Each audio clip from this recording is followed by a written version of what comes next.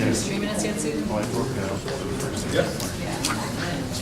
Every day when we. Okay, are we ready? We're Okay. ready.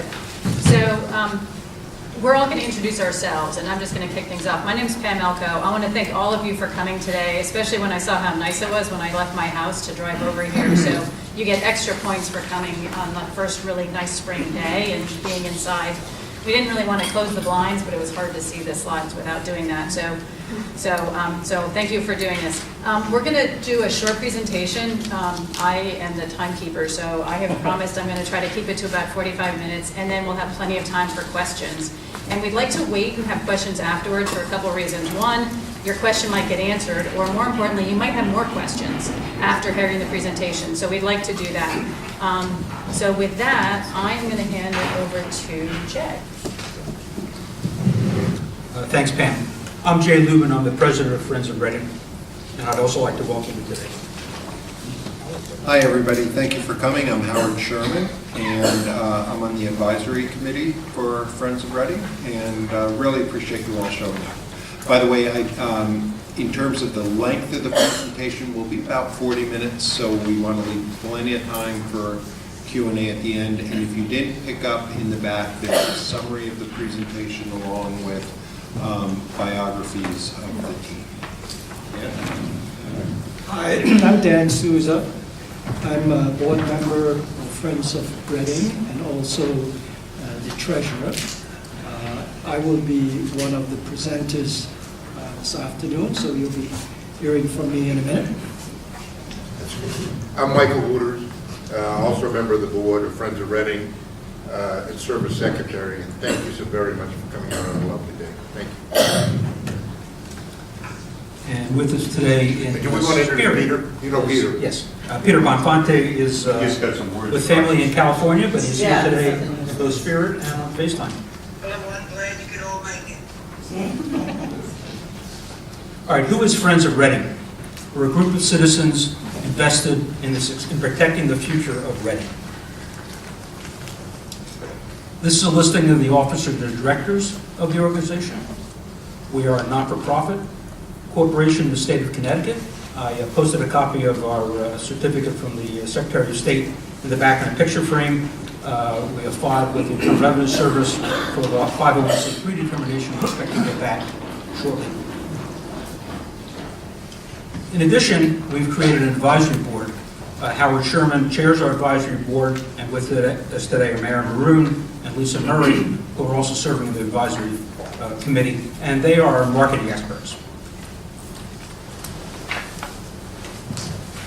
Friends of Reading is dedicated to marshaling interest in Reading to stimulate our housing market and to preserve the unique character of our community. To be clear, we do not want to change the character or demographics of Reading, but we want to ensure that it does continue to survive and thrive into the future. I'm going to tell you what you're going to hear today. First, we're going to talk about the overview of the challenge that faces all of us. No surprise, in 2008, the housing crisis that hit the United States hit Reading very, very hard. Recovery has been slow and erratic. Recovering in the Northeast has been worse than the rest of the country. Recovery in Connecticut has been worse than some places in the Northeast. And in Fairfield County, we've seen some of the longest time to recover that we've seen elsewhere in Connecticut. We cannot wait forever for recovery. So we're going to talk about what our thoughts are, what our plans are. We intend to identify Reading as a brand, all the great reasons that you want to live in Reading. We know why we love our community, but let's put them down and make sure we all can agree upon those. We're going to identify target markets. These are the house buyers. These are the people that are coming in and buying our houses. And they fall into a number of different demographics. We're going to identify those. And then we're going to develop a modern marketing plan. And then we'll talk to you about how we're going to get it done. We proposed a public-private partnership, and we'll explain what that means. We're going to ask for funds. We've already asked for funds from the town of Reading. We're also going to be soliciting funds from our citizens, from local businesses and foundations. We're going to identify a qualified series of boutique marketing firms. Boutique usually means low cost but high expertise. and we're going to select the best resources through a formal RFP, request for proposals. We're going to go out and ask for that.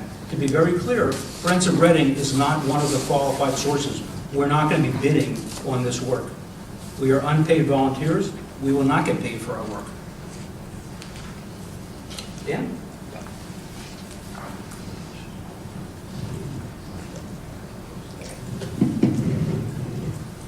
All right.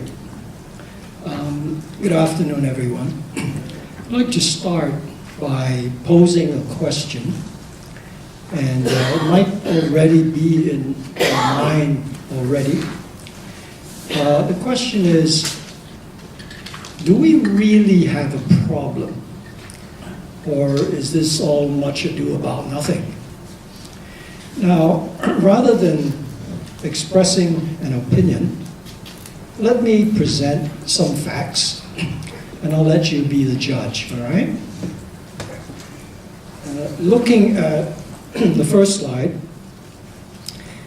Connecticut used to be a state with some of the highest property values in the country. But after the housing crash of 2008, while the rest of the country recovered, Connecticut lagged behind. According to the Federal Housing Finance Agency, during the 5-year period from 2012 to 2017, Connecticut ranked last among all 50 states in terms of recovery rate. We moved up during that 5-year period by 5.5% versus the national recovery rate of 30%. Now, the reason for this is a combination of economic, demographic, and political factors. But really, it all boils down to the supply of houses exceeding demand as more people move out of state than move in. Now, Reading is a microcosm of Connecticut, and the reason we are sitting here with you today is to present a plan that will potentially help Reading avoid being a victim of this hugely negative trend. Can we get the slide too? We just looked at Connecticut versus the national market. Now let's take a look at the 8 counties of Connecticut. Compared to the other 7 counties, last year, measured by median list price of homes, Fairfield was at the bottom of the heap. We were last. Now, what our team will do later is to explain how we plan to promote and advance Reading, even when Fairfield County is lagging behind. We don't want to follow that trend. We want to break out of that trend. Slide 3. Now, we just compared the different counties. Now, how's Reading doing compared to our neighboring towns? Historically, we have been at the bottom of the heap, behind Wilton, Weston, Fairfield, Richfield, and we're down here. Now, look at how Wilton is moving up, how Weston is moving up, how Richfield is going sideways, and yours truly, Reading, is heading downhill. That should not be. That need not be. We have wonderful schools and beautiful outdoors. The objective of our group is to promote Reading, bring in newcomers to our town that would help stabilize our home values and revitalize the town. We will not accept being down here at the bottom of the heap. Next slide. And now that we have compared Reading with neighboring towns, let's look at Reading on a standalone basis. In 2009, the collective value of all our homes amounted to $2.6 billion. Last year, the collective value of our homes was $2 billion. You, me, and 3,500 other homeowners lost over $600 million in equity value. That cannot stand. Now, here's a slide that's really interesting because we take a longer-term perspective. This shows the past 19 years, starting from the year 2000 to 2019, the median value of homes in Reading. Where we are today, in terms of home value, median price home value, is the same as where we were 16 years ago, 2003. Besides that, we are 35% down from the peak prior to the 2008 crash. I think that speaks for itself, so I'm not going to say any more on this. Before we go to the next slide, a word about last year. At the beginning of 2018, we experienced a rise in property values, and we were all smiling and hoping that would continue. But by the end of the year, the market collapsed, and we were again headed down. Multi-million-dollar homes, in particular, sold at huge discounts, with one case as much as 85% off the previous selling price at auction.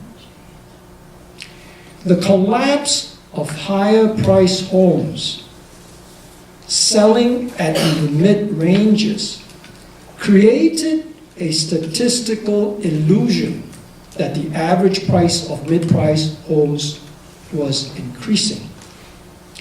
That was just a mirage that belies the underlying facts. Take it from me, I discovered that when I analyzed the sale of each and every house by house, that took place last year. This slide shows that almost 10% of all houses in Reading are suffering from negative equity. What that means is more than 300 of our dear friends and neighbors are underwater in their house value. Now, what the housing crisis taught us was that when you have houses, more and more houses underwater, you get more and more foreclosures. And when you get more and more foreclosures, the neighborhood goes to hell because foreclosed properties are not maintained. I'm not saying that Reading is experiencing that today, but I am alerting you that that can happen. We live in an age where things that never happened before can and do happen. We must be vigilant, and we must take every possible action to try and avoid this kind of situation happening in Reading.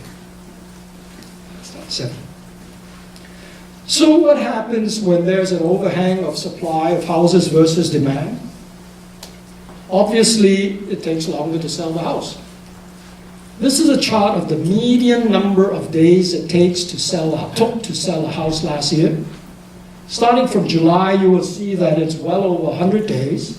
And by February, the median number of days it took to sell a house was 172 days, about 14% from a year ago, and that's twice the national average. It ain't good. No surprise then that when you have slowing sales, inventory builds up. When inventory builds up, it adds to the oversupply of houses, creating additional price pressure. So, what are the implications for the town finances of what I just told you? The data on the slide, by the way, comes straight out of the town's financial report. You can get it online, or I have hard copies here that you can have. In 2013, the grand list for residential properties amounted to $1.6 billion. And fiscal 2019, the latest, the grand list is down to $1.25 billion. We lost 23% on the grand list. So what did we do? We raised the mill rate from 23.28 to 31.72. So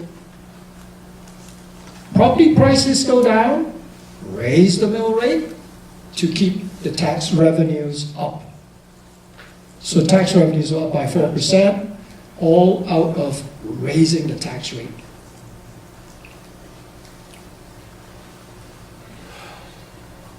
Okay, so you might ask, so what's wrong with that? Keep raising the tax rate. We're getting used to it. No. In the long run, raising the tax rate to make up for lower property values is unsustainable. Pretty soon, higher and higher taxes will be applied on lower and lower property values, making Reading uncompetitive with other towns. Fewer home buyers will show up, taxes will be raised again, and before you know it, we will be trapped in a vortex of a downward spiral. So let's go back to the original question. Do we have a problem?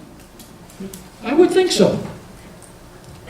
Now, to every problem, there can always be different solutions.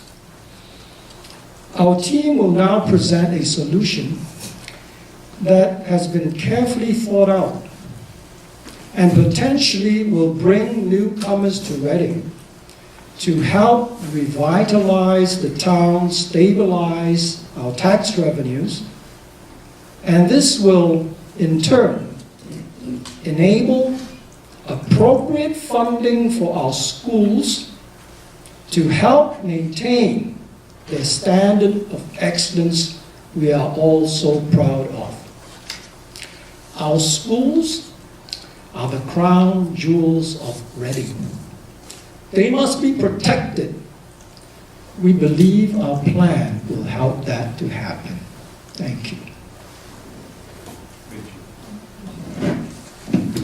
Hello, everybody. I'm Howard Sherman again. First, I want to thank Dan, who has, I didn't know Dan 6 months ago. I met him in August of this year, past year.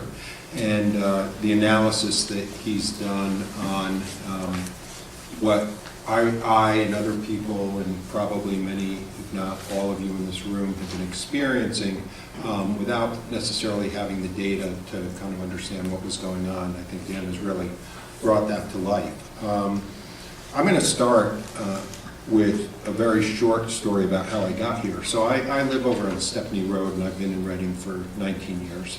My kids went through the school system here. And you know, I've watched and felt kind of the pressure on home values, not planning on selling my home, hoping that my kids will enjoy my home sometime in the future. And I'd like them to enjoy a home that's a beautiful home in a beautiful town that still has some real value. I was kind of seduced a little bit by the auction that Dan referred to, there was a home in Poverty Hollow. I don't think it's a secret, it's a matter of public record. It's a stunning home. Every time I've driven by it, I've always dreamed about what it would be like to be in a position to own a home like that and live in a home like that. And it went up for auction, and I started to nose around and looked at what the previous owner had paid for the home, which was in excess of $10 million, and talked to the auctioneers about it. It was an open house, some of you may have gone, for about, I think, 60 days. And the day before the auction actually occurred, the auctioneer called me and said, I only have 2 people bidding, and you really ought to bid on this home. And I had shown my girls the home, and I had brought my family there, and I said, this would be quite amazing, right? And then I looked at the taxes, and the taxes were pretty high, and the auctioneer said, well, you can debate the taxes, because it's not going to be a $10 million home when it sells, and get yourself a lawyer, and you can challenge the town on the taxes. And so I kind of stayed up that night, and I thought about putting in a bid or not putting in a bid, and I said, I'm actually, if I do this and I buy this home, I'm going to be part of the problem, not part of the solution, because I'm going to be eroding the tax base, and I think we all know there's been a lot of debate. I imagine a lot of you know there's been a lot of debate about this, and what our motivations are and why we're doing this. But at the end of the day, the cost of education is going to continue to increase, and we have great schools. The cost of infrastructure is going to continue to increase, and we want strong infrastructure in the town. The cost of social services are going to increase, and we need revenues to help support that. I'm a business person. I'm CEO of a large social enterprise, a $500 million social enterprise in Washington, D.C. I commute between here and D.C. And I look at this, and I look at the numbers that Dan shared, and I say the dots aren't going to connect. And I'm watching the debate that's happening, particularly around the schools. And as Dan said, as a group, we prioritize the education system in Reading over everything, but we do not have a strong commercial revenue base through the tax base. We have a tax base that is well above 90% based on the people in this room and other people's homes, and it is and seems like it's an unsustainable trend. We're either all going to continue to pay more taxes as our home values decrease and the tax base needs to be sustained, or in a more challenging case, we're going to start to see the kinds of events that happen when you get upside down in the real estate market and homes being left behind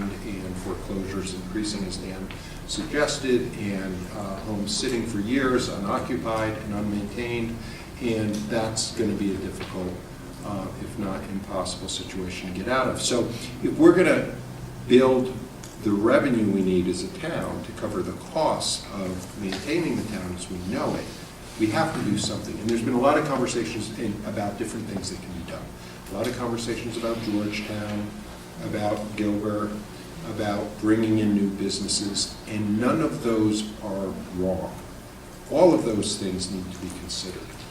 But as a former marketer, the low-hanging fruit in my mind, and in this group's mind, is to first reinvigorate housing and home prices and bring in new people and more homes and drive down the supply and increase the value of our homes.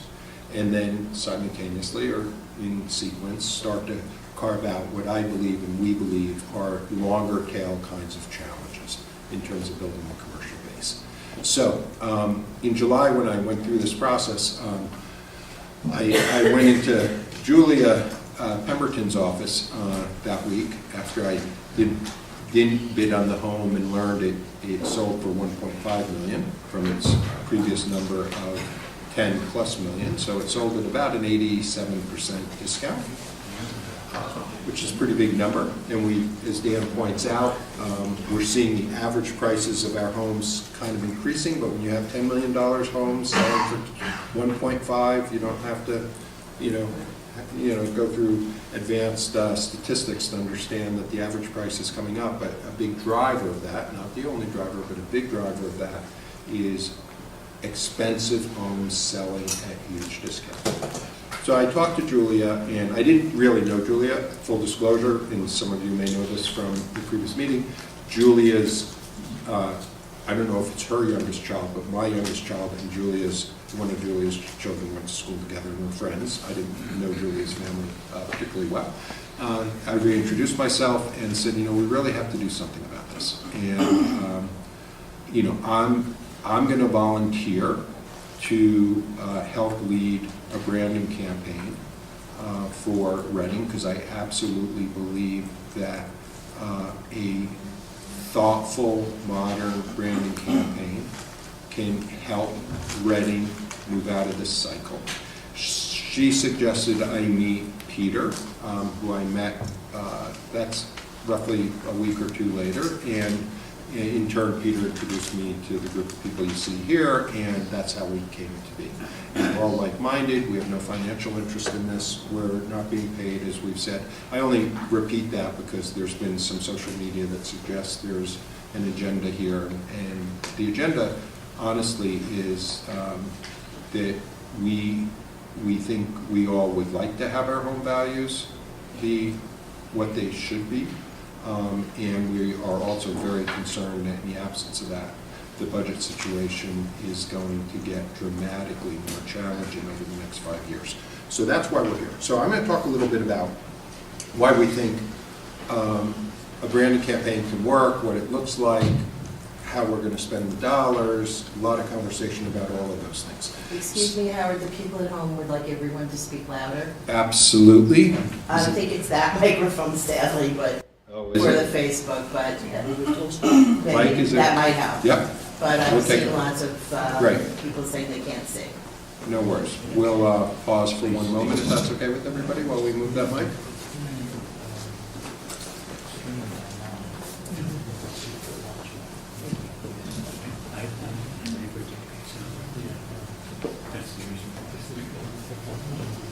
Okay. Thank you, Susan. Great. And by the way, this presentation, the full presentation will be posted after today, so I know some of you are taking notes, you'll have access to this, and there are leave behinds in the back as well. So the goal of our effort is to build awareness, interest, and ultimately purchase consideration of Reading real estate in order to restore the value to all of our homes, and in turn, rebuild and sustain a meaningful grand list in terms of taxable income.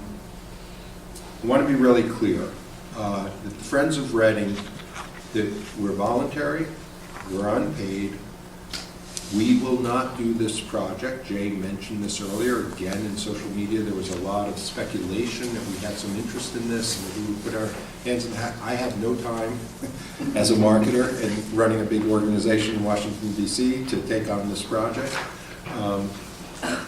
My colleagues here for Friends of Reading aren't marketers. Mary Maroon's here. She's a world-class marketer, way better than I am. Lisa Murray, who's not here, is an amazing global CMO of Interpublic's Octagon Media, another world-class organization. So Mary, Lisa, and I have kind of talked about we would volunteer our time to oversee this project. It would be unpaid.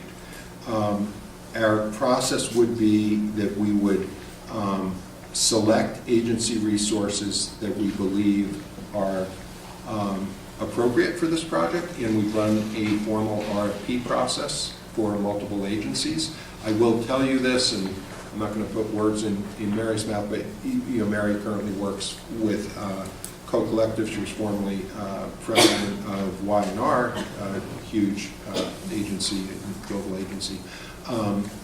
For us to try to resource Co-Collective or Y&R or one of the Omnicom agencies that I was involved with, we would be talking about millions of dollars. So our view is we're looking for a boutique agency that ideally would be populated by people who've exited the industry to start their own work. And we would vet them, we'd run through an RFP process, and then we would act as the agency's client on behalf of Reading to oversee it, applying the expertise that we have, right? And from a governance point of view, we would report into the Board of Friends of Reading along with the Selectmen's Office, and we would report on a monthly basis the progress, the disbursement of funds, where we are in the process. I'll outline that in a few minutes.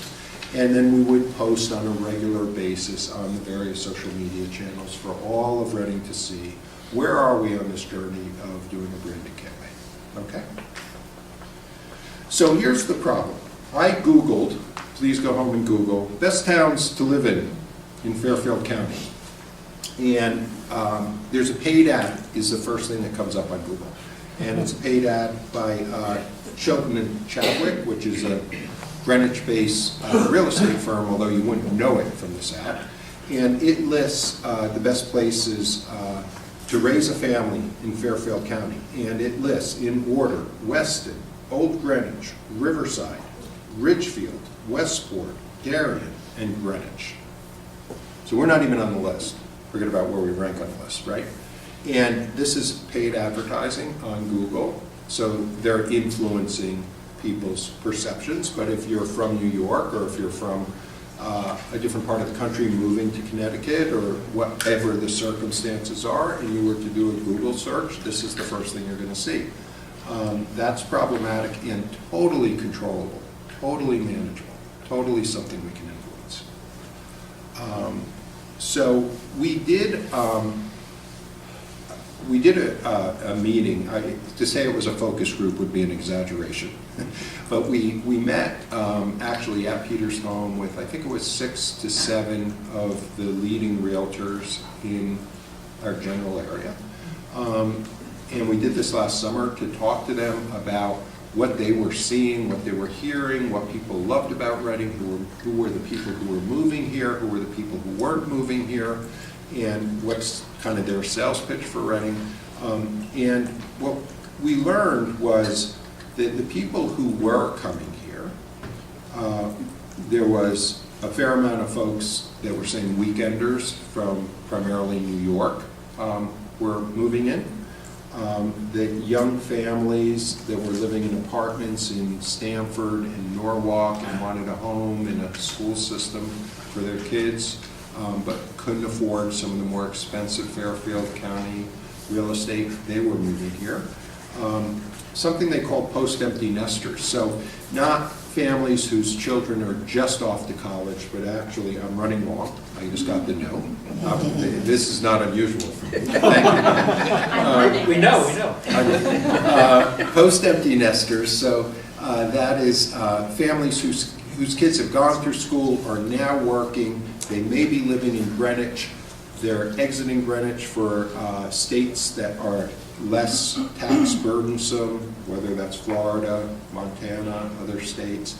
But they still want a footprint in Fairfield County. And they don't necessarily want a super expensive footprint.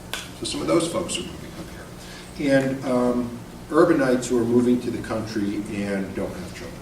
So those were some of the categories. And we're not suggesting these are the categories, but these were some examples that we got. So our process would be to, A, first, identify an agency. B, I'll talk through the process that we would outline for that agency to follow. We'd identify the appropriate targets that have the most likelihood for coming here. We would map what is currently called in the marketing world a purchase journey. So when you do a purchase journey, each segment goes through a digital and online, offline, word of mouth kind of journey to learn about where they should go and why they should go there and all that good stuff.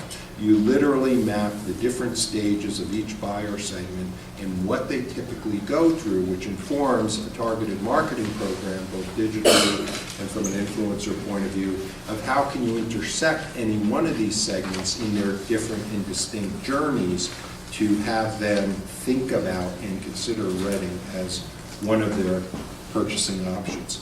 We'd establish specific goals and milestones, and then we'd identify key content and content distribution strategies for those segments.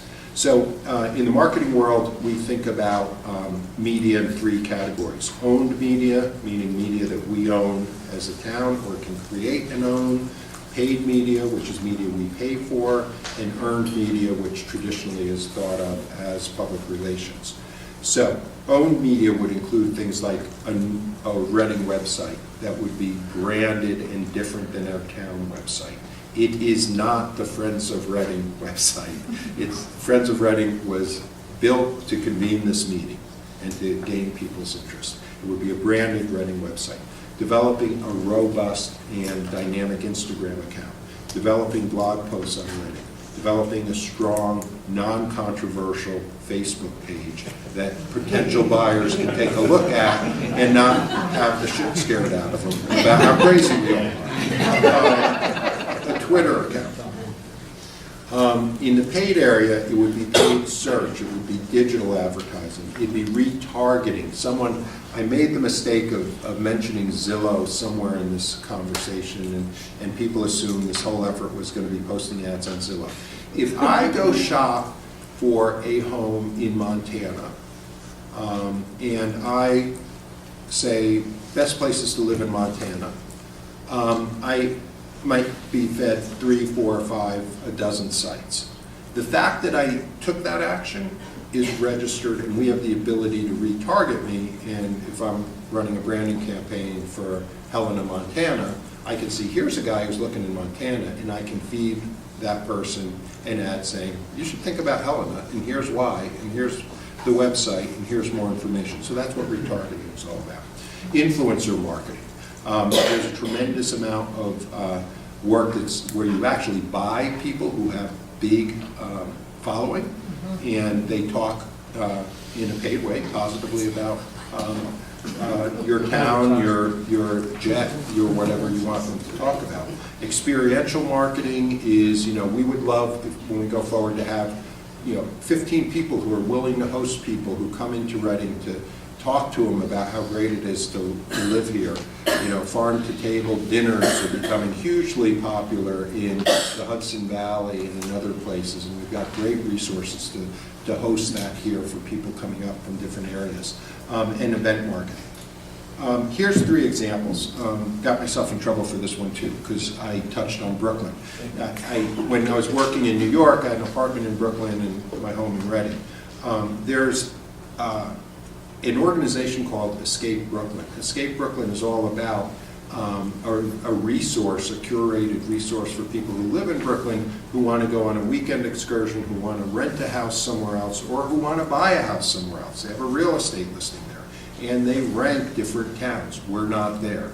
They also host events in Brooklyn, and by the way, Brooklyn's a big borough, but if any of you have been to Dumbo or to Brooklyn Heights, those 2 parts of Brooklyn, if you looked at them as a vicinity and as a zip, I think rank 5th in terms of the most expensive zip codes in America to live in right now. It is insane. So the point is they host events, and they have towns come and talk about, the Poconos are there. When I was a kid, the Poconos was kind of, who would have thought, right? Woodstock, so many different towns, and they have a presence there. One in the middle is another site that is also available for paid advertising, and the one on the right is another one about moving out of the city and country living in the north. So these are all opportunities for us to insert ourselves in places where people are thinking about moving or renting or being part of, right? This is just a quick screenshot of Escape Brooklyn's real estate page. You can go there yourselves when you get back home tonight, go through it. Reading's nowhere to be seen. We should be part of this. This is an article that talks about influencer marketing on social media and a group of people who have the most followers in Connecticut and are being are working collaboratively with stores, in this case with private jets, with towns, to talk about those stores, jets, and towns and how great they are for their followers. Earned media, traditional public relations and non-traditional public relations. I think most of the people in the room saw and really, I think, enjoyed reading the New York Times article on Reading and More Woods, Fewer People. There was a more recent article where we weren't included Forget the suburbs, it's country or bust, and this is about a big trend that's happening in New York where people are being priced out of buying apartments in New York because a 2,000 square foot apartment in New York is going for $3.5 million. Seems like an awful lot of money. So they're renting, but they're buying outside to get the tax relief of having a mortgage, right? We should be part of that discussion. So how do we get it done? Select a strong marketing agency, execute a minimum of a 2-year plan, measure success, optimize along the way. Our proposal was to raise $200,000 over 2 concurrent budget years. We talked about private-public sector funding. We would propose that the town put into their budget 50% of this $200,000, and then we raise the other 50% from businesses, and not just businesses, by the way, in Reading, because Carluzzi's needs Reading, right? Luke's in Ridgefield needs Reading. You know, there's a lot of businesses. One of the amazing things, one of the things that I love about Reading is it is this hidden gem. It's an oasis without the traffic of Westport, without the ridiculous zoning of some of our adjacent towns. But you're 15 to 20 minutes away from world-class shopping, world-class food, world-class culture, world-class everything. So we're sitting in the middle of this great place. And those businesses have an interest in seeing Reading succeed. So when we talk about business, we're not just talking about local businesses, we're talking about adjacent businesses that serve and support the people of Reading. So we're envisioning a 50-50 kind of split. We do have this governing structure. I talked about it. I know I'm going late. I'm going to get another note. But, you know, we would, you know, there was a lot of conversation about lack of transparency. I got to tell everybody in the room, if any of you were part of that, that this group, I don't know how many hours we've collectively spent on this since July when we started, but it is way more than I ever imagined, or I never would have walked into Julia's office. So, but we're committed to it. And so we went through this process, through the selectmen's process, which is a public process, and we presented an initial proposal. Julia told us to get lost. She wasn't satisfied with it. We refined it. We re-refined it. We submitted it to her. She asked hard questions, as she should, and she put a knee in our back to make sure that if she was going to support us, that we had a plan that she was convinced could work. And that's where we are now. There was nothing nefarious about the process. It was open. It was on Facebook Live. But we've been pedaling as fast as we can to get this done for the budget cycle. Monthly progress reports for the town, as I mentioned. This is a budget. It's in your handout. Basically, where we are is in the fundraising budgeting process. We anticipate this to go for 5 months until July. It doesn't cost the town anything, although we are asking the town to earmark in the budget that's going to be voted on tomorrow by the Board of Finance, $50,000 for this budget year.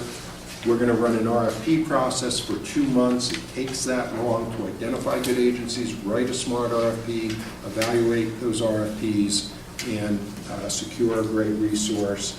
And then we start with the targeting research, the purchase journey research, the brand positioning research. At that point, we are paying the agency that we select the fees associated with doing this work, out of pocket as well as fees. And then we move into developing, synthesizing that research to lead to creative development for a variety of things in that owned, earned, and paid media scenario that I presented a few moments ago. There's creative development, and then we launch. And that's what the plan looks like. This is a different way of looking at the plan. And I don't know what time it is, but I hope I caught up at the end. And we're going to stop here and let people ask questions, and hopefully we can answer them. Okay? So we're going to open it up to question and answers, but I neglected to thank Bob Moran at the very beginning of this for setting this up and for live streaming it on his Facebook page, which I understand is actually the most popular Facebook page in Reading and not at all controversial. So, so thank you, Bob, for doing that. So I have the mic. I'm happy to hand it to whoever wants to ask questions, and then we'll see which one of us can answer them. Will you be holding public meetings during this whole process, and can we see the results of the research and the actual specifics of whatever the marketing plan is? Yeah, so our plan, if I can take this, Pam, our plan would be that we would report on whatever the proper cadence is. I'm suggesting a monthly cadence with this board as well as the Board of Selectmen, and then that we would post a status report on where we are on our public social media on whatever cadence is appropriate, probably monthly. The first few months is about fundraising, so it's going to be a slow burn, but once we get going, there's going to be a lot to report out on. We are all about full transparency. I will say this, and now I'll get myself in trouble. There's an old saying in the marketing world, and I've worked with world-class clients as Mary has, biggest companies in the world, that everybody's a marketer. And in a sense, everybody is a marketer.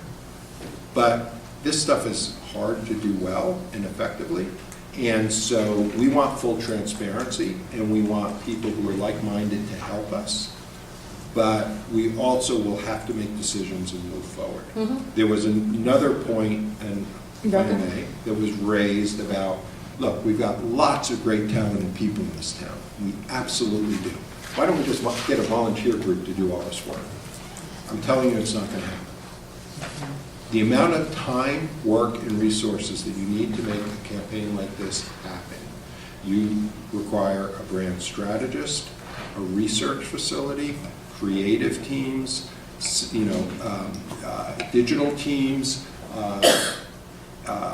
user experience teams. This is probably a team from an agency of 7 to 8 people who are spending 25% of their time doing this over a year.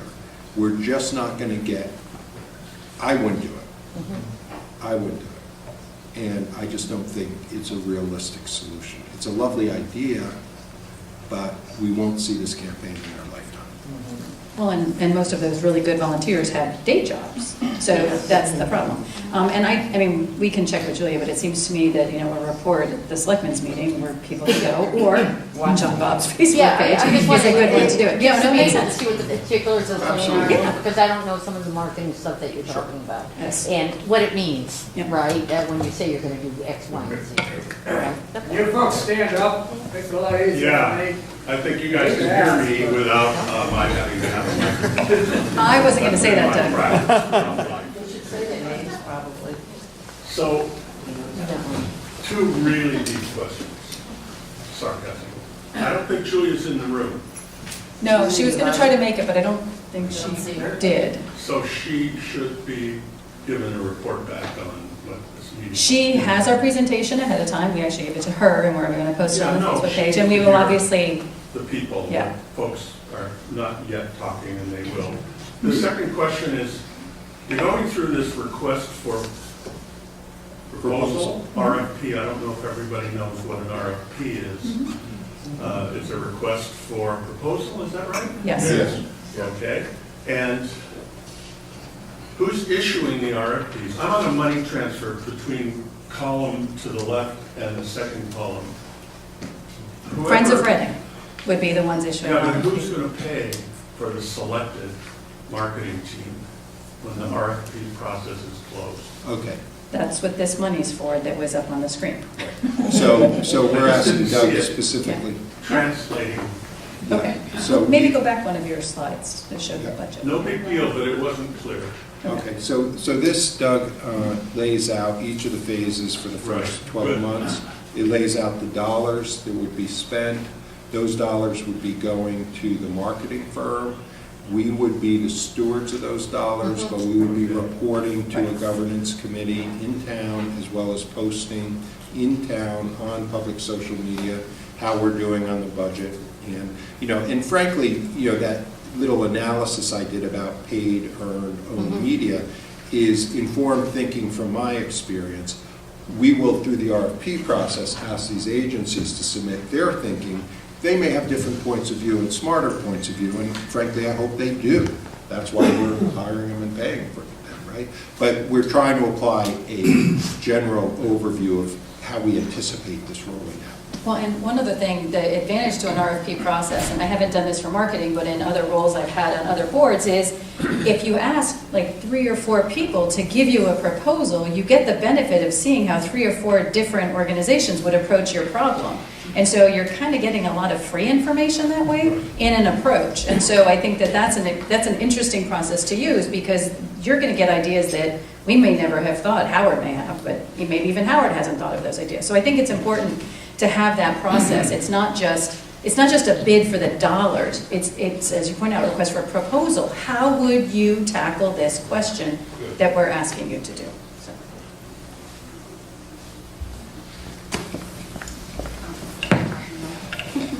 So Julia Pemberton at the Board of Finance meeting talked about property values and got information from an actual realtor, one showing Reading was up almost 12% last year. You're quoting Zillow, which really is not reliable in my opinion. I'm an appraiser, by the way. Why don't you have any real estate professionals on your board, and why aren't you seeking their information regarding this besides using Zillow and Trulia? That's a good question. First of all, I think in some sense you are right that there is a lot of conflicting data out there. And maybe it might be useful for me to explain how I did my research. The first and most reliable source of information I have found is primary sources. For example, when I was quoting the grand list information, it comes out of Table 5, page 88 of the town financial report entitled Assessed and Estimated Actual Value of Taxable Property Last 10 Years. So I think the primary source of data has been my first port of call. The second approach I use is multiple sourcing of data. It's dangerous to use just one particular source. If you Google Reading real estate and all those sites that come up, I guarantee you I've looked at almost all of them. With all due respect, ma'am, I think that Zillow is very useful. They cover over 100 million houses in America, over 10,000 zip codes. Their source of information is user-reported, as well as links into local, state, and federal government agencies where real estate properties are reported. On top of that, they have a powerful algorithm that recomputes on a real-time basis, responding to updated material that comes in. So again, I'm happy to explore with you the reliability of Zillow, but in my opinion, it's a pretty good source. Your neighbor might tell you that, well, they got my household wrong, but because they have such a humongous database of zillions of data points, individual mistakes here and there are diluted over the data they have. So when you look at macro trends, for example, of median prices of homes, if you would like to say that I've got a margin of error of 5 or 10%, I could concede to that, but I would submit respectfully that the data I have presented is accurate and truly and fairly represents what is out there in the market today. I think the worst thing any researcher can do is to do selective citing of data to support the argument they want to make. I look at outlying statistics and most of the time reject them because they probably have a particular bias. I could go on, but if you would like, I could chat with you more about statistics and how I have done it, and I'm open to constructive suggestions. Jim, why are there no brokers on board? I have. Wait, Let me one additional comment. As I think we've mentioned, but I'll make it clear, none of us are realtors. None of us are married to realtors. We have no financial interest with any realtors or real estate. In fact, our only financial interest is in the houses that we own here in Reading, and none of our houses are up for sale. So our interests are certainly long-term.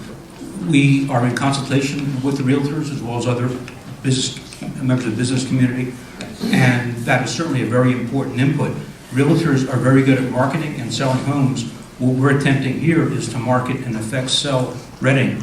So you could argue it's two sides of the same coin. Just add one thing. Just add one thing briefly. The answer is yes.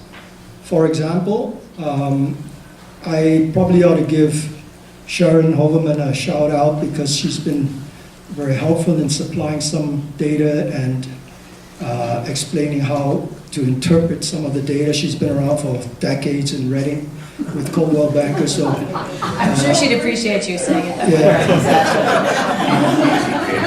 way. so that's, well,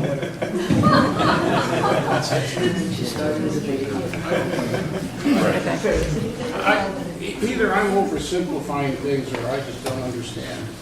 The proposal here is to cause the value of housing in Reading to increase.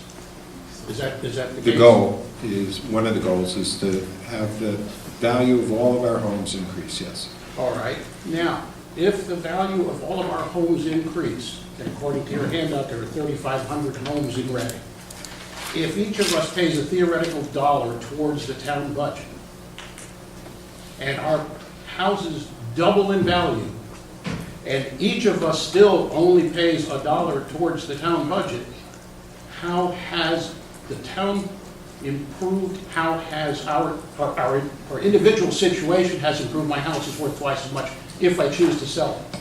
But how does this benefit the town?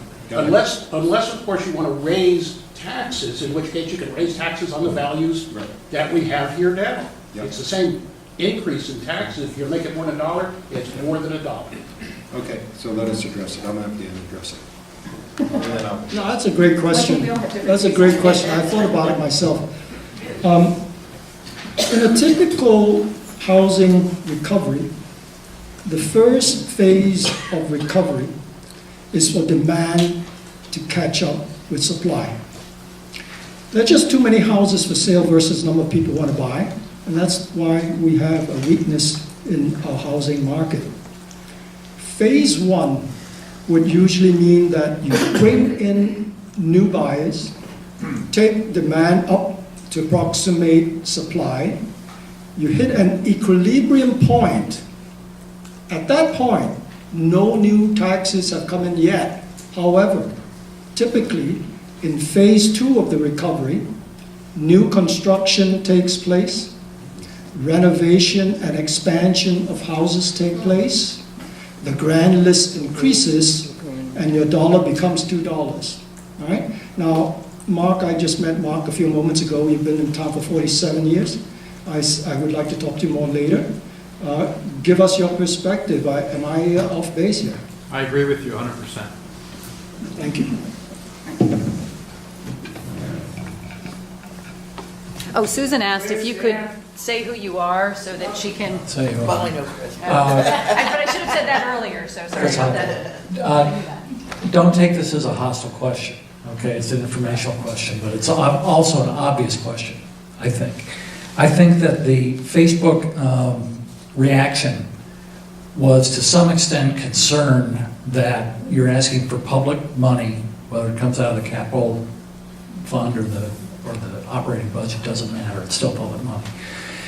And you have a plan to raise $100,000 in private, but having said that, the obvious question is, okay, I'll break it into two places. A, how much have you raised? B, once you have the, let's say, $50,000 in the first year, and things don't go as you would like to see them in terms of your own fundraising, and you've engaged a firm and all the rest of it, then what? You come back to the town. And again, I'm not stating this in a hostile way, or not intended to. But I think I'm reflecting some of the concerns given, all the budget. I mean, you're coming here at budget time, which is always sort of a fraught time. So I wanted to see your answer to that. Just to answer that last point, the only time to ask for the money is unfortunately during budget time. So, that's what happens, but you want to take that more? Sure. My organization in Washington, D.C. is called Good 360. And you guys can Google it and look at it. And what we do is, and this is to answer your question, so bear with me as an example. So what we do is we work with 400 of the largest corporations, which include Amazon, Walmart, CVS, retailers. Those are the top 3, and it's everybody that you might think of. And we work with 75,000 nonprofits that are exclusive in our network. And what we do, and I was at Amazon last week, for example, I was with Walmart the week before, they have hundreds of millions of dollars of excess inventory. Someone may call the wrong shot in the color, or it's returns, or it's someone exchanged it. And traditionally that inventory gets either remarketed through secondary channels or through the front door of the same place if it's in perfect condition. And then if it's not, it gets trashed. And so it adds to the landfill, and billions of dollars of inventory goes wasted. We capture that inventory and we redistribute it to nonprofits that need it. So trailers for people who've been inflicted by hurricanes. We just did that and things like that. The point of this is, so we're about to hit our $10 billion mark over the lifetime of the organization of inventory that we moved from companies to people in need. A big part of my model is fundraising.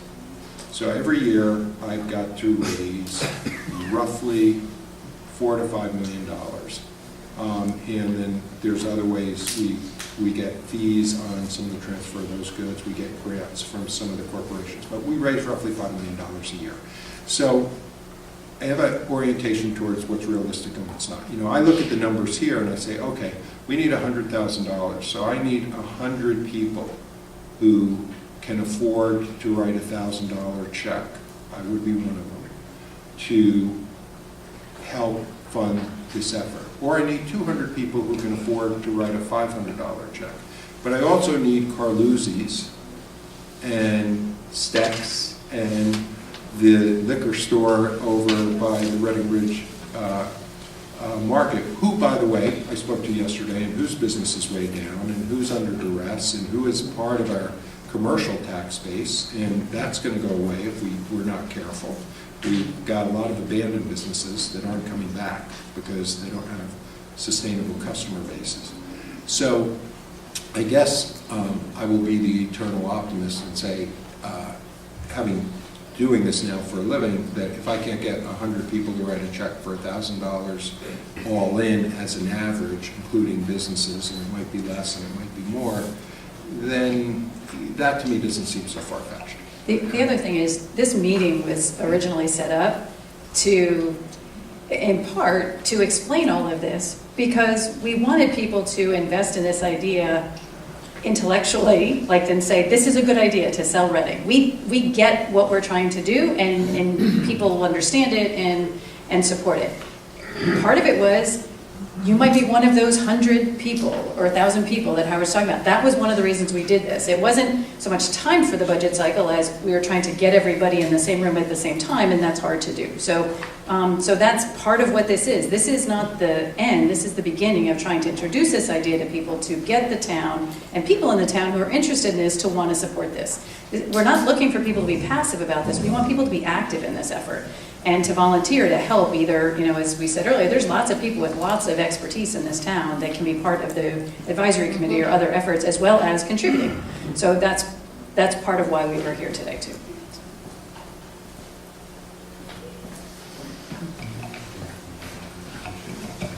Hi, Amy Arnold. I've been speaking with Annette Bonafonte. Mr. Bonafonte, are you still there? He's unmuted. He's responding positively. Okay. So I shared some thoughts with her on why we've had such turmoil around Friends of Reading. You probably all think, oh, we're giving our time, a bunch of ingrates we have here. So, and I don't mean to age profile, but I fear that a lot of the people that you need to convert are not here. It seems like the crowd might be more people who have older children and the issue will be getting people to support this. And if it's a separate question, you need a lot of people to support this. And now when I put my post up, I wrote that I bought my house in 2006. The $50,000 you're asking for me, is $15 from every household. It's certainly worth a shot for me. But you need to convince a lot of people why we can go to the town fund for $50,000 that you are asking for when we lost a lot of programs from the school over the years, and it was never okay to go to the town fund for that. And that, I think, is a little bit of a discrepancy, in terms of, I don't know if I can ask for hand raises. How many people moved to the town within the last 10 years here? Here. For the Okay. schools. For the schools. For the schools. I moved here and I don't have kids in the school. I don't have years. Okay, Not but just for the that's what I want to see. Yeah. And, that's what a lot of people feel like. More people move here for the schools, and we're decreasing our budget every year, and it's become very contentious. And I know I moved here because the schools were good, but there was a mix of people that wasn't Westport per se. But now, okay. So it wasn't because it was less expensive or, it was still Durgay, but it was the most economically mixed. And now I just feel like people may not, I wouldn't move here. I don't want this on the record, really. I'm hoping only Reading people. I wouldn't move here now because of what's been going on. It's too stressful for parents year after year to go through that process where each year we feel like our kids are going to get less, and it is a function of just rising costs. We're not asking for more. We have to raise taxes in order to just get what we had last year.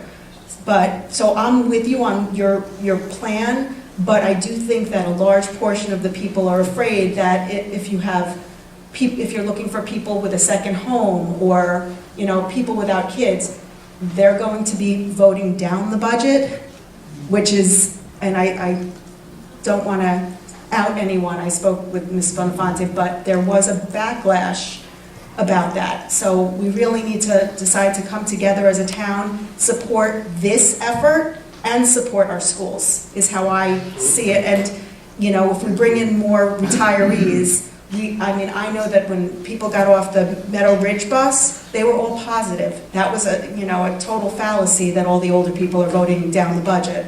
But, we do need, I think the schools really probably bring more people than other things. So that's just my 2 cents, and I would like this to work, but that's where we're coming from in terms of getting you your funding. People are going to have questions. So. Thank you. Good point. I love that point. Can I respond, Pam? Yeah, go ahead. So, I think we all agree that the schools are the leading asset in this town to attract people. It's got a lot of other assets, the proximity, the lack of traffic, the consistent zoning, all those things, but the schools are the gem. But, as a CEO of an organization, you can be a cost manager or you can be a revenue manager, right? And I think it's probably not contentious to say that the cost of education is going to, good grade education is going to increase year over year over year for the foreseeable future.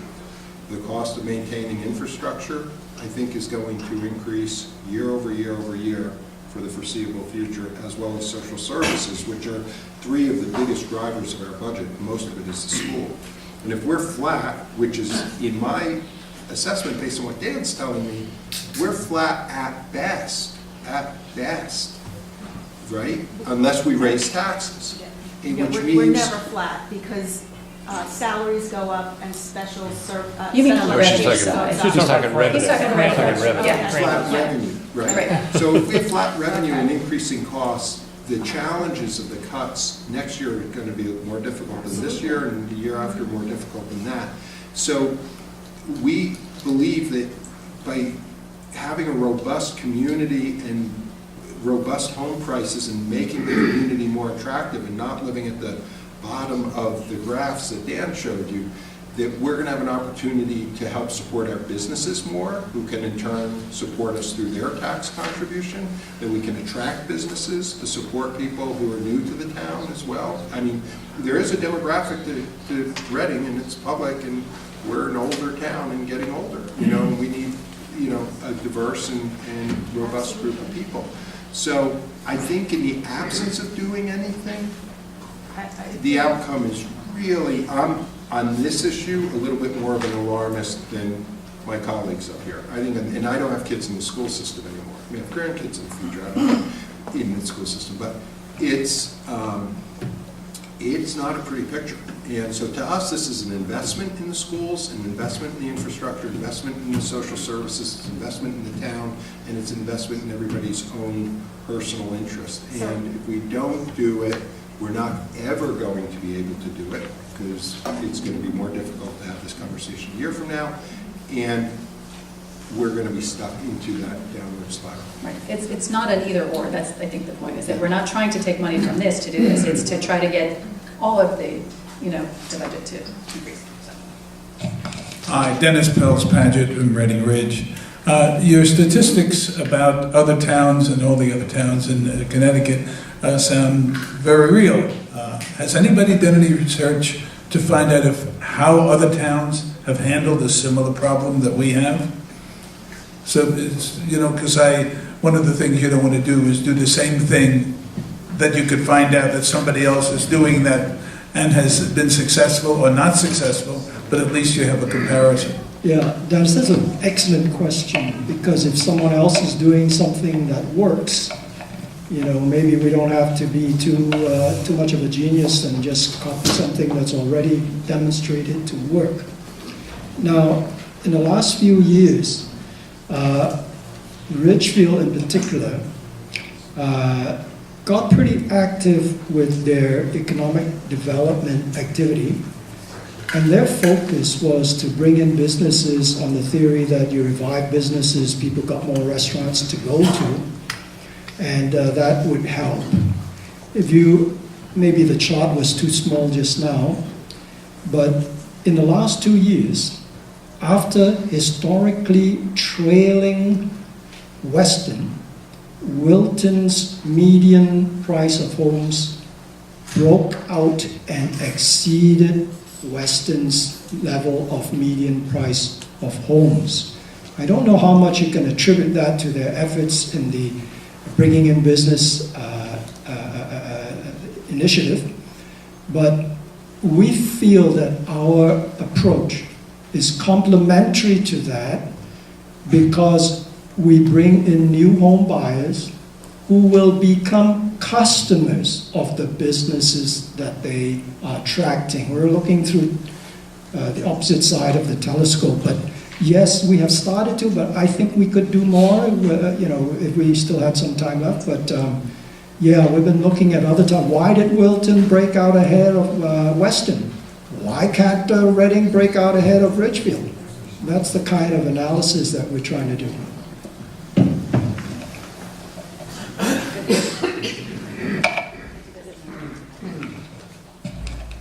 Joan Coleman, regarding this young lady's comment about people get raises. Since Reading is going more elderly than younger, and we have been retired for 20 years, we don't get raises.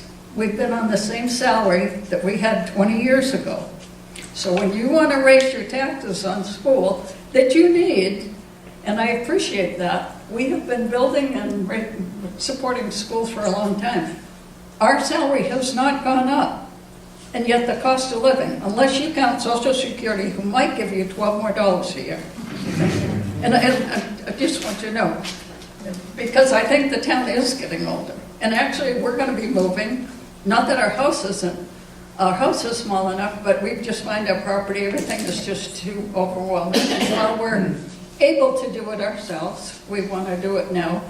But Reading has nothing for us to, hopefully we could find a little place in Reading, but to rent, but I don't, there isn't anything. Thank you.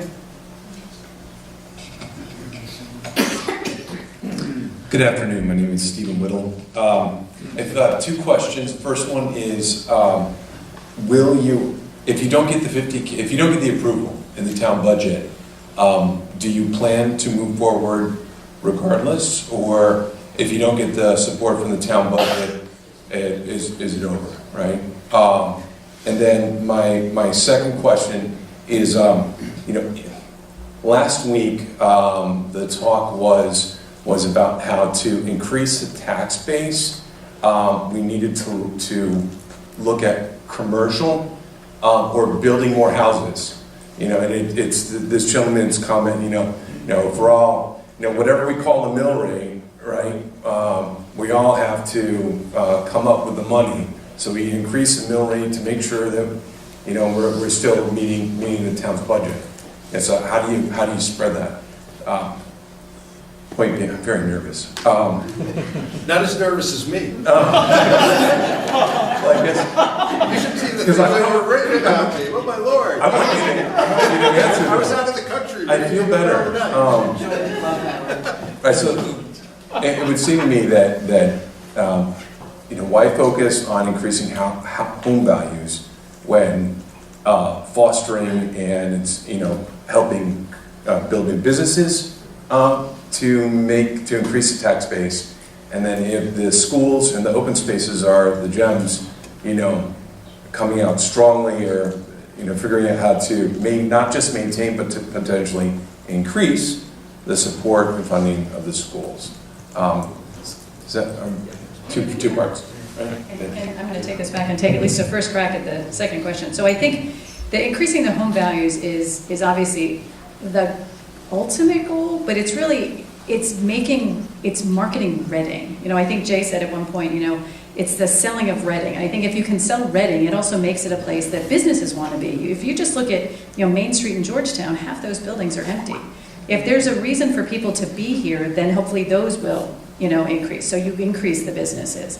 You make it so people want to build a house in Reading on a lot that's empty. If they continue to see house prices dropping in Reading, then people aren't going to want to build new houses. So I think the idea is if you can market the town, individually all of our houses would increase in value, but it would also make it more attractive for people to be here to build new or to be businesses. The liquor store won't worry about it, he's going out of business because there'll be more people buying, wine and beer, which is a good thing, right? So I think that's the idea, is that if you can, it's a more indirect way of doing it. And I think we would all say that we are certainly interested in continuing this, even if we can't get the grant from the town. But it's the seed money. But I guess you guys should jump in if you've got other thoughts on this. Yeah, I guess the answer to the first part of your question is we're committed to this program. We're committed to this program going forward. If the town is not able or willing or whatever to support us, we'll go forward. Right. Our fundraising becomes a bit more challenging. Our timeline becomes a bit more challenging, but we will go forward. We approach the town not because it's easy money, because it's not easy, as we've proven here. And even if it wasn't controversial, it's not easy money. The town is obviously a fiduciary of our tax dollars. But we approach the town because we believe the town should be a partner in this endeavor because we're all benefiting from it. But we're committed to go forward. We think it's that important.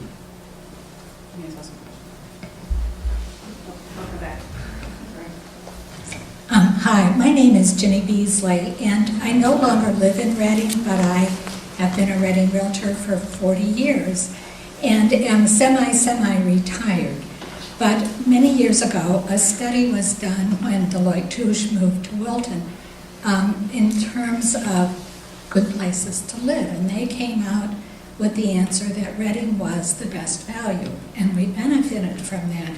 Another study was done in which, and at the time, 40 years ago, Reading might have had a population of 5,000, 6,000. And so a study was done as to what can Reading grow to. And at the time, the number was 9,000 population. And I believe we're a little over that now. So is it reasonable to anticipate that there is buildable land in town to effectively raise the population? That's my first question. My second question is that at the time I was first licensed, there were 10 real estate companies in Reading. And so real estate was very, very localized. You didn't go out of town. So you became very much an expert on how to sell Reading. There now is one real estate company in town. And my experience over the years as someone who loved Reading real estate was that my job became educating the out-of-town realtors on what Reading offered. Because if you are new to the town and you drive through, you see a lot of trees, you see a lot of hills. You don't see what's at the end of some of these long driveways and some of the real beauty of the town. So in your marketing plan, how do you plan to approach out-of-town realtors to educate them, to bring them to Reading? Because quite frankly, as a salesperson, you try to sell what you know best, which means your own hometown. So I would ask you to consider that. As a realtor, as we were pricing things and watching these price variations and becoming horrified, quite frankly, there are always 6 basic questions that you answer, and 3 of them you have control, but 3 of them you don't. And the 3 that you can control are price, presentation, and marketing. But the 3 that you can't control are the economy, and by that, I don't mean just the local economy, but the region. The second one is location. And Reading has this lovely mid-Fairfield County location, but it is not as easy to get to the employment centers as some of the other towns are. So how can you address that? And then the other is the competition. And these days, the competition is no longer just within Reading, but how do we compare to Ridgefield, to Wilton, to Weston?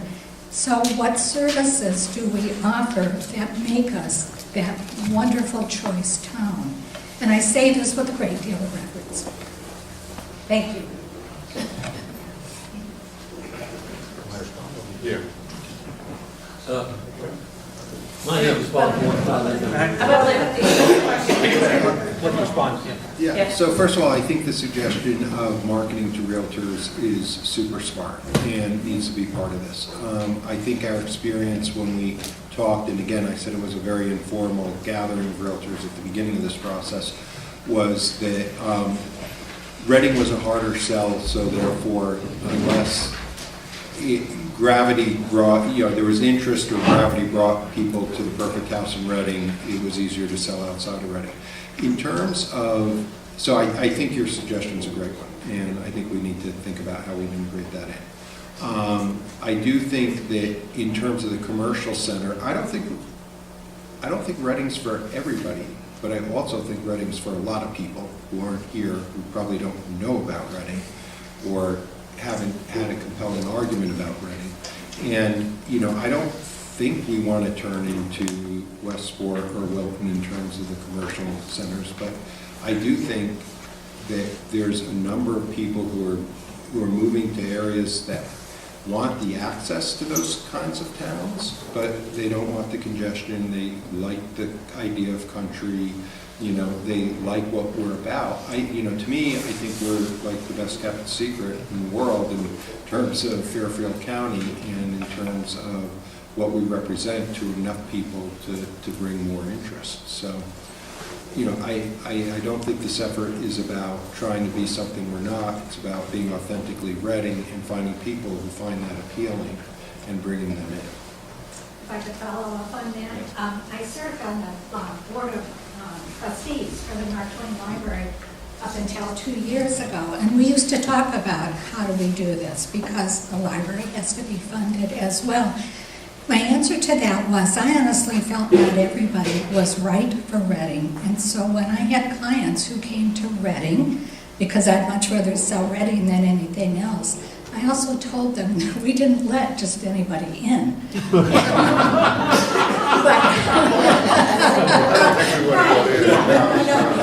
But you don't want people in Reading who are not going to be happy, because some people need Bloomingdale's on the corner.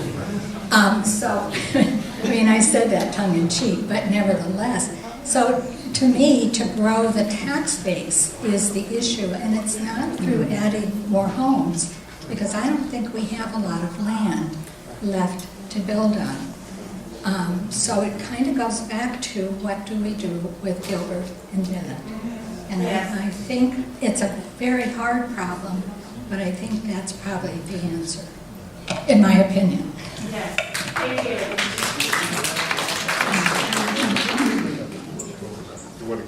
Let me make one comment before Jim. Hang on a second, Jim. Let me make one comment. We have to get out of here by midnight because we only read the room for a day, so we're not going to talk about some extraneous items. But our goal is to create a Reading brand. We know why we love our town. We know why we moved here, why we continue to live here. We want the people that are looking for houses today and tomorrow and next week to also know what's great. We have great schools. We have wonderful schools. So does Richfield, so does Wilton, so does Weston, so are surrounding communities. We want people to know the other advantages of living at Reading. In a marketing campaign, we're not going to talk about why Richfield is an alternative or why Weston is an alternative. We're going to talk about great reasons to live in Reading. Dan put together a list of 10 great reasons. There's probably 150 great reasons.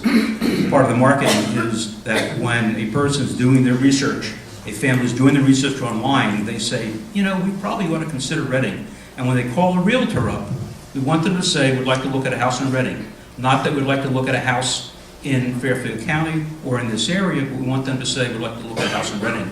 And when the realtor says, well, there's great houses in Easton and Richfield, yes, but Reading seems to work for us. So we want that foremost in their mind. At the end of the day, the realtor is going to do best for that client, which may not be a house in Reading, and that's fine. But we would like, I'll say, an unfair advantage that the buyer has in mind, at least because we've done an adequate, if not a great job, of convincing them that think first when you're looking for housing. Think Reading.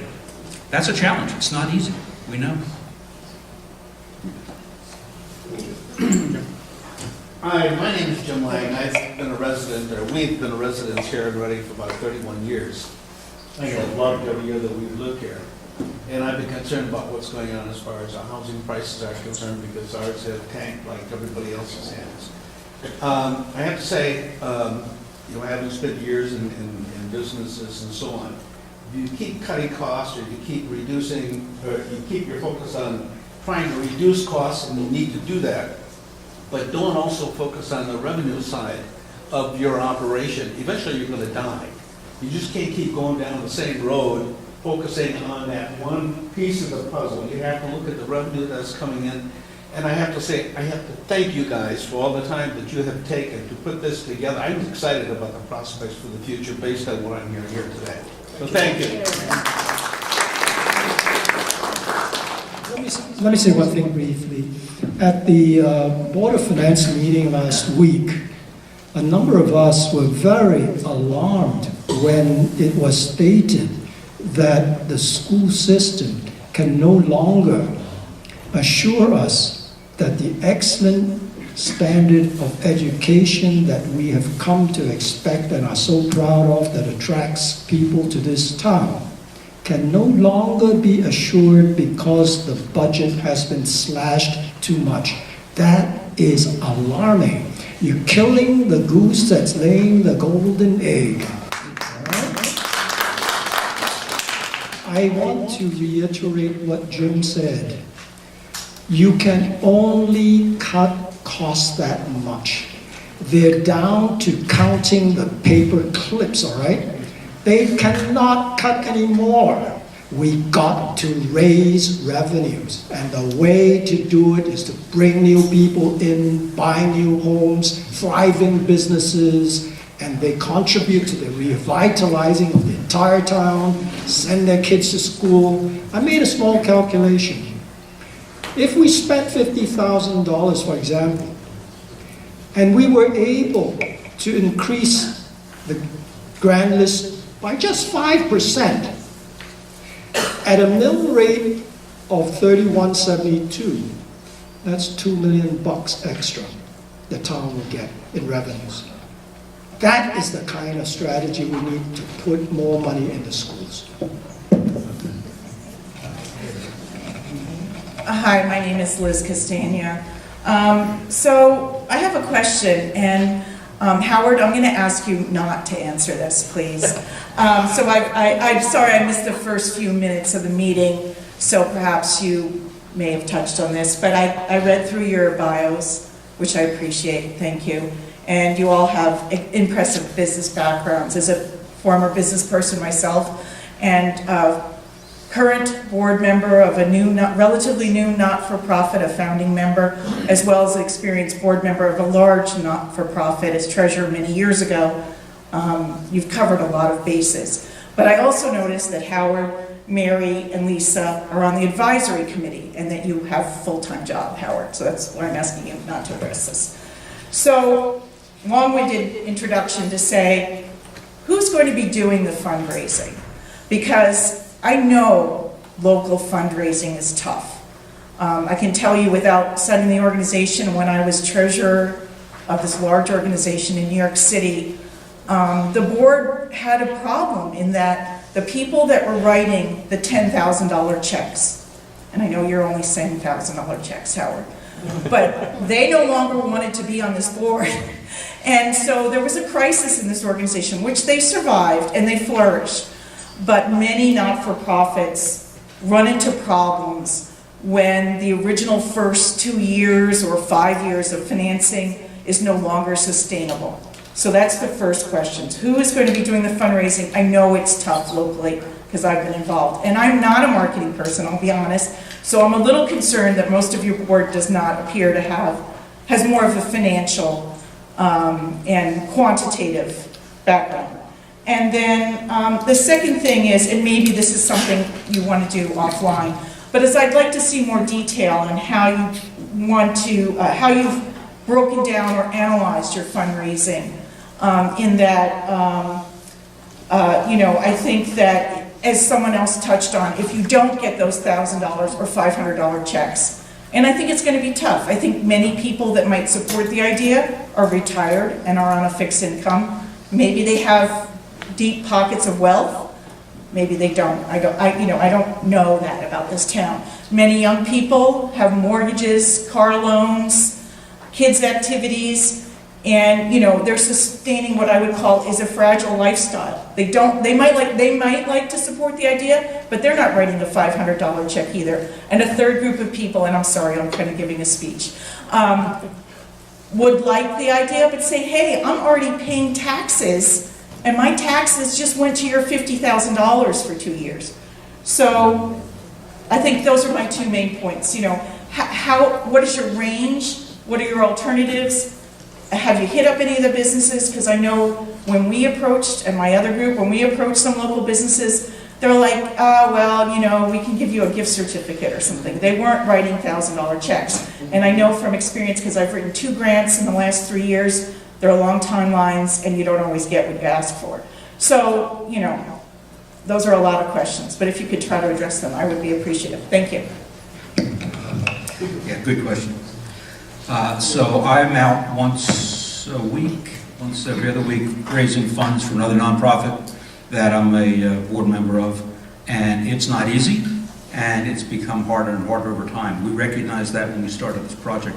The people that are going to be in the fundraising are at this table, plus on FaceTime, and Pam. And it's because of people that we know in the area and businesses that we are doing business with. And we know that asking a group of people like this that for a contribution is not what happens. It's one-on-one type of fundraising, which is the hardest to do.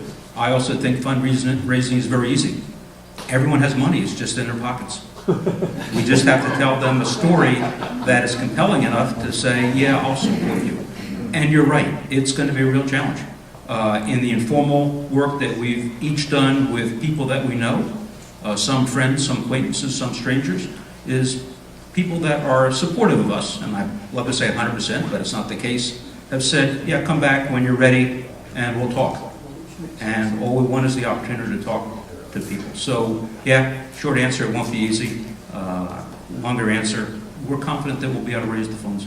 And I think I'd add two things to that. I've also been on a number of boards, and I've had to do the fundraising thing. So I think Jay's description of fundraising is spot on. You need to tell a story. I mean, fundraising is not, it's you want to make somebody want to give you the money at the end because they understand your mission and what you're trying to do. So I think we've probably had similar positions on boards before. This is also not a forever not-for-profit. I mean, we created it as a not-for-profit because it's a lot easier to say to anybody who we want to ask for money that, yes, we are in fact, we got our act together enough that we incorporated. We're asking the IRS for the 501c3 status. But if we do this right, this entity, unless it somehow drastically changes, isn't going to be around forever like the Boy Scouts or whatever boards you were on. It's a mission-driven, it's a project-driven. Maybe that's a better way to say it. So it's also not a forever fundraising effort. But I think those are all good questions, and we'd love to get ideas from people. I mean, this again was really, it's the start of that journey. You know, we've thought about it, but we have a lot of people we need to talk to, and we only know so many people in town that we can all individually ask, and that's why we wanted to have everybody come together. We are getting to be about 15 minutes past when we told people we would be here, so maybe like one more question for the larger group, and then I think we're all willing to stand around and, you know, to stay around and talk, but I also want to be respectful of people's time. So somebody over here had their hand up earlier. So I'm sorry. Sorry, can I invite you? Yeah, thank you. Hello, my name is Mark Jamara. I grew up in this town 47 years. My understanding when my parents bought their house here when we were kids, they wanted a safe place to raise their children. They wanted reasonable schools, better than the average, and they wanted to enjoy the investment increase. Now, I am a realtor in Reading. I have a real estate company here in Reading. I've been a builder here in Reading for 34 years. I know firsthand, I built that house on Poverty Hollow that went to the auction. I know firsthand what's going on. I see it. I'm living it. Reading was never a first-time home buyer's town. This is where families start in other towns and realize the shortcomings of those towns and say, we want a better life for ourselves and our children. Then they come to Reading. Then they see the beauty. They don't hear fire trucks all night long. Your kids are safe. The schools are good. The air is good to breathe. The water does not taste like chlorine. This is what Reading is. And it should always be that. There's plenty of property for new homes. The homes that are here, there are plenty to build onto, to tear down, to build new, to make better. I think the younger people want to come here. We don't have any services for them. We don't even have reasonable cable TV. When I went to school, Easton had cable. We would go to school and they would tell us what was on MTV. We would have to go to Easton to go watch an MTV video. I was here when the rotary phones, everybody else had push-button phones, and the phone company had to go to the town to get a permit to put an addition on the building for the equipment. And we still are not wired for fast internet, only certain areas. Generally speaking, it's hard to run a business, to do teleconferencing in a home where the internet keeps dropping off. There's no cell service. Who in this day and age, young people, want that? They really don't. Old people, like myself, I could care. I don't even have cable TV. You know, I have an antenna on the house. And that's good enough for me. I'm not paying $168 to watch commercials. But that's me. All right? So that's my opinion. I've grown up in the town. I've seen the best times. I'm seeing the worst times. I'm disappointed. I have a very nice house in Reading that the value has dropped significantly. And I congratulate somebody taking the bull by the horn and at least trying to make a difference. Any corner, there's naysayers. And in every corner, you can get someone to say, oh, that's not going to work, that's a bad idea, it's going to cost too much. I personally will give you $1,000 to start this, because I think it's important. I think that the town needs somebody to start the process and at least being competitive in the state of Connecticut. Thank you for your time.